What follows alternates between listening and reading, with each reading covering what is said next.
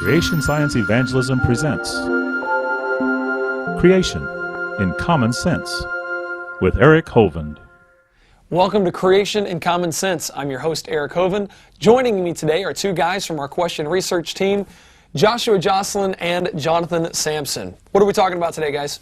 Synesthesia. We had an email actually from someone who wanted to point out something that they noticed that supported something that Dr. Hovind mentioned in a seminar at the end of Seminar 2, which referred to our experiencing the full electromagnetic spectrum, perhaps. Yeah, I know. Once we get to heaven. Exactly. And he said, perhaps I have not seen nor ear hath heard what we might be able to experience. But we're now getting reports and research is being done that indicates that perhaps we already have this kind of capacity built into our brains. So what is synesthesia? Simply put, it's basically super senses. So instead of just having the limited ability to listen to music, you can probably just listen to music and also taste music. So you can say, not only does this this sound good, but this also tastes very nice as well. Wow. Or the adverse, you can say this sounds like junk and tastes horrible. Turn it off. That's amazing. Synesthesia literally means having senses or combining senses. So give me the skinny on this, 2 minutes or less. What is it like? What it's about? Synesthesia basically the dominating theory is that when you are born, you already have this kind of information hardwired into your brain. But when something like a tragedy occurs, some sort of trauma to your head, you might be able to remove the inhibitions that don't allow us to access this kind of capability.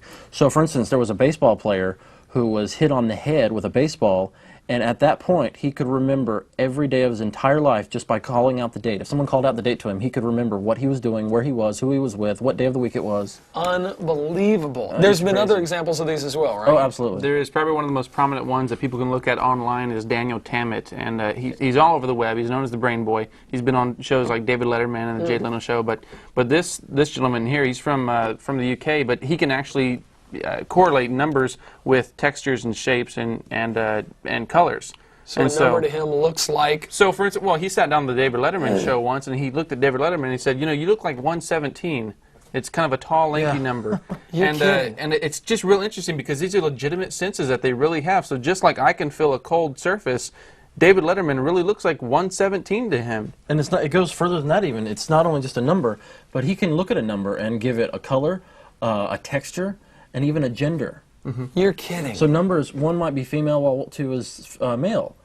Is this a prominent thing? I mean, how do a lot of people experience this, or what's it like? Range all over the place. There's one estimate that says there's only maybe 100 people with this in the world. Some say that 1 in 20 people have some sort of form of this and may not even know it. Some people may associate a color with a number without actually seeing it on the paper. And that's actually a form of synesthesia. There's a small test that they do. You can look at this just online, but they'll take two shapes, one with a lot of sharp, jagged edges, and then with one more rounded edges, and say one of these is boobla, and the other one is kiki. And people will more generally associate kiki with a sharp one because of the way it sounds. And so they're making this own kind of synesthesia type of correlation between the visual and the sound effect of it and saying, well, this is kiki and that's boobla because it's nice and round. And we don't really know why we're picking this as kiki, but we're kind of doing it instinctively.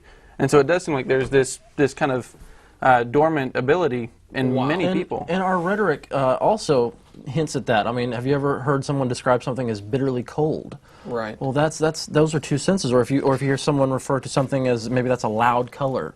Okay, there's sight and there's also audio. So I mean, it's amazing. Very interesting. So what ways does this manifest itself? Obviously, Daniel Talmott, very interesting. He was able to do all kinds of stuff. What are the ways? Well, there are several different forms, like grapheme color synesthesia, which is one we just discussed, which is where someone sees a grapheme, which is just a fancy word for a number or a color, or I mean a letter, a symbol, and they can associate a color with that. But then there's so many others, like lexical gustatory synesthesia, which means they can actually taste something and see a color in front of their face at the same time. So when they go grocery shopping, they don't just go and look for foods that taste good together.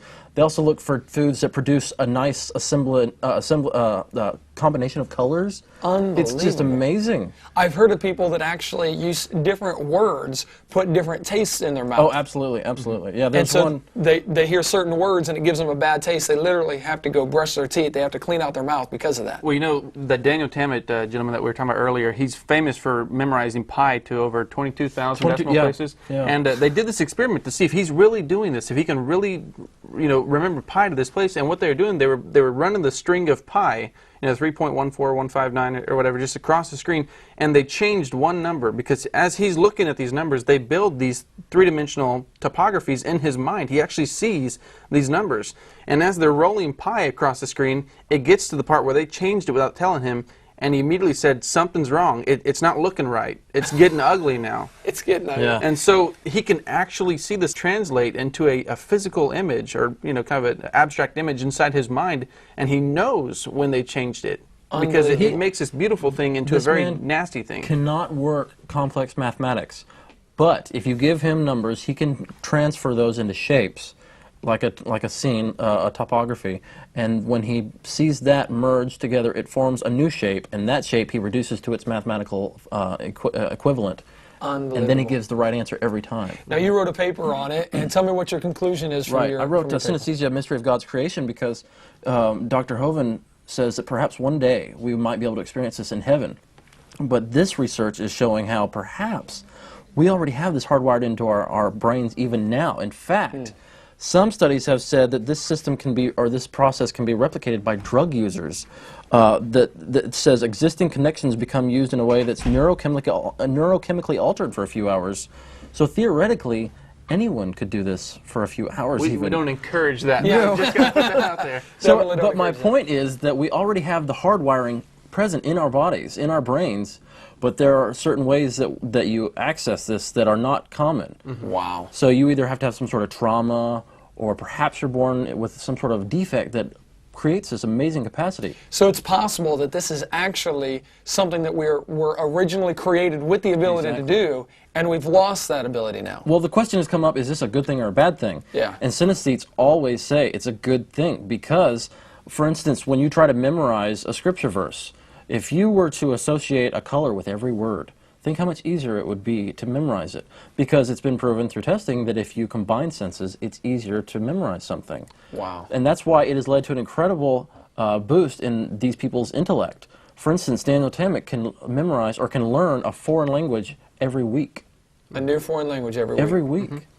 So this man, his IQ may be similar to ours, but his capacity, the way he can use that IQ, because he's stacking senses, is phenomenal. It's staggering. Wow. Pretty cool. Well, Yeah, thanks, yeah. guys. I appreciate the update. And we want to thank you for joining us with Creation and Common Sense, hoping that you get good answers to good questions.